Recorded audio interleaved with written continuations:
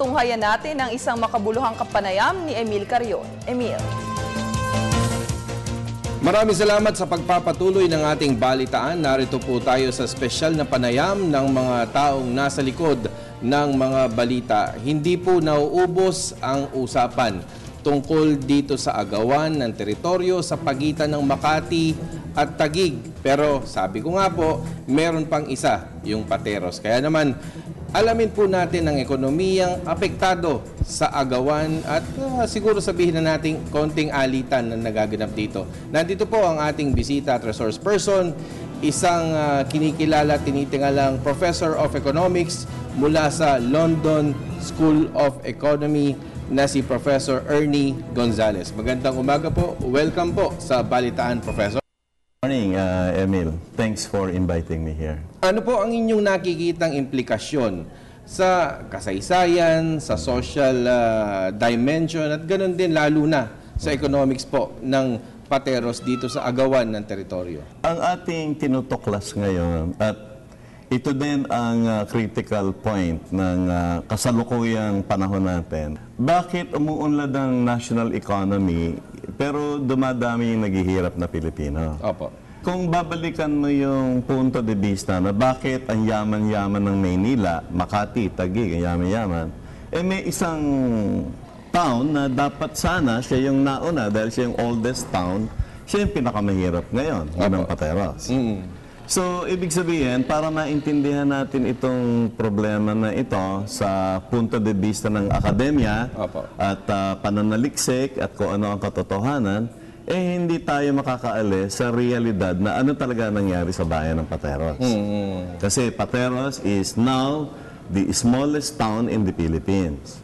So, yung pagkamaliit na bayan niya, dati malaki siya, ngayon pinakamaliit siya at pinakamahirap. Opo. Ano po yung larangan o anong sektor o anong bahagi po ng municipality, ang syudad, na nasasabi ninyong mahirap? Kami, hindi kami maging city. Matagal na naming hinahabol na maging syudad kami. Ang unang batayan, income Income ng town, supposed to be yung income na dapat na kinikita namin, hindi namin kinikita. Kaya hindi kami makaorsa-orsa. We are within the hub of the expansion of the metropolis, pero the oldest town who owns most of this land is trapped by this kind of a conflict. Trap para naiipit po? Ganun po ba? Oo, kasi nga, ngayon nga, ang dinidiscuss ng korte, ang dinidiscuss ng media, Makati, Taguig, never kaming, buti nga, inimbitan nyo kami ngayon at maintindihan ng public, ano ba itong Pateros na to? Baka nakikilaro lang itong Pateros na to para makahati din ng Pateros. Hindi po yun. Oo nga po, meron nagsasabing ganyan po para sausaw-suka lang ang dating. Ano po ba yung talagang legitimate o historical claim na masasabi natin? Okay, ganito yan, Emil. Hindi ba sa batas may tinatawag tayong eminent domain? Bago galawin ng gobyerno ang pribadong lupa, dapat may act of government na yung nagte-take over kami for a good purpose. Okay, industrialization of Metro Manila, kita naman natin paano sumikad ang The Fort. Andiyan na lahat ang negosyo ngayon. Wala man lang eminent domain Ibig sabihin, hindi man lang kinonsulta yung mga tao sa Pateros na, oy, kayong mga may-ari ng lupa dyan, may i-develop kami dito. Ano ba ang nasa sa loob nyo dyan? Walang ganong proseso. Kaya nga nung kausap ko yung mayor namin, yung dating mayor, na nakinabang dito, 340 million yung binigay sa kanya pero actually, 1% lang yun ang total value. Alam niyo naman the Port Bonifacio deal is the deal of the century. Ang mga player dyan, mga big players ngayon, maraming malalaking negosyante dyan ngayon. Bakit ang issue hanggang ngayon, jurisdiction? Ang pinagtatalunan, sino ba nakakasakop dyan? Sino nga po ba nakakasakop? Historically at batay sa narinig ninyong usapan at naipasa sa inyong kwento ng inyong mga ninuno? Actually, bukod sa ninuno namin dyan sa bayan na yan, na-research niyo po ata ito? Ni-research ko pa rin to. Pinablish ko pa to sa London School of Economics. At may pinablish pa rin ako sa UST, yung journal namin, yung sikat na journal ng University na Unitas, Opo. Scholarly Journal. Ano pinakabuod nito? Ganito, Emil, let me explain. Very briefly. Balikan natin yung panahon ng Kastila. Nung panahon ng Kastila, palapitin na natin na magkaroon ng revolusyon ng mga Pilipino. 1840, yun ang datos na nakuha ko sa archives ng UST.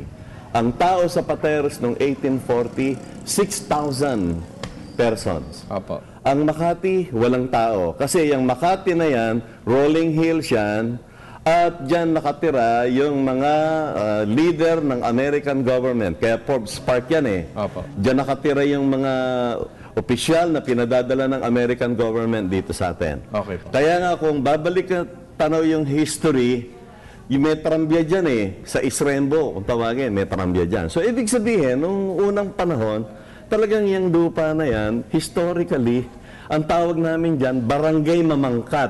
Ngayon po, na panahon ni Pangulong Aquino, palagay niyo po ba, ito yung gobyerno na magiging daan para kung ano man yung agawan, may tutuwid dahil nga tuwid na daan ng advokasya ng ating Pangulong Aquino. Ako nga natutuwa dahil TV station ito. And I'm surprised na ganito yung topic na dinidiscuss natin. So, ibig sabihin, talagang totoo tong tuwid na daan sa demokrasya. No? I mean, may adherence sa democratic principles. Kasi, paano uunlad ng isang bayan na may genuineness kung maraming nakatagong multo dyan? Ngayon, ang panahon ni Presidente Aquino, lahat ng multo lumabas. Pag nakatakbo na yung mga multo na yan, di uunlad na tayo.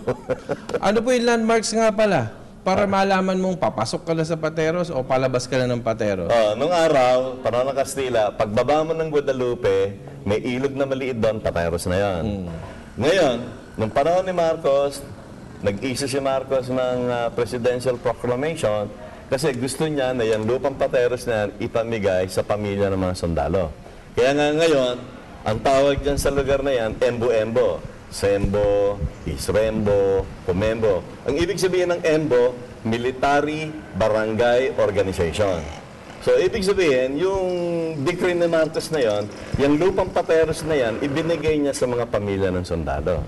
Ngayon, nung bago magkaroon ng EDSA Revolution niya, dahil January 1886 yun eh.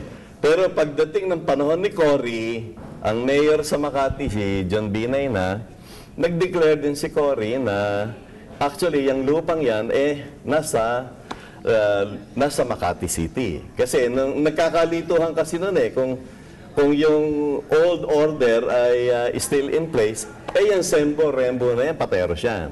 So, ngayon po, ano yung landmarks na makikita natin? Yung actual ngayon po? Yung ngayon, ang naiwan na lang sa Pateros, 166 hectares. So, symbolic yan, Emil. Napaka-symbolic kasi tinanong ako ng mga estudyante ko sabi sa akin, Sir, how do we know that we are already in Pateros? Sabi ko, the moment you reach the end of the road of Pasig, nakakita kayo ng sementeryo, papasok na kayo sa Pateros. Tapos sabi ng mga bata, paano naman malalaman namin nakalabas na kami ng Pateros?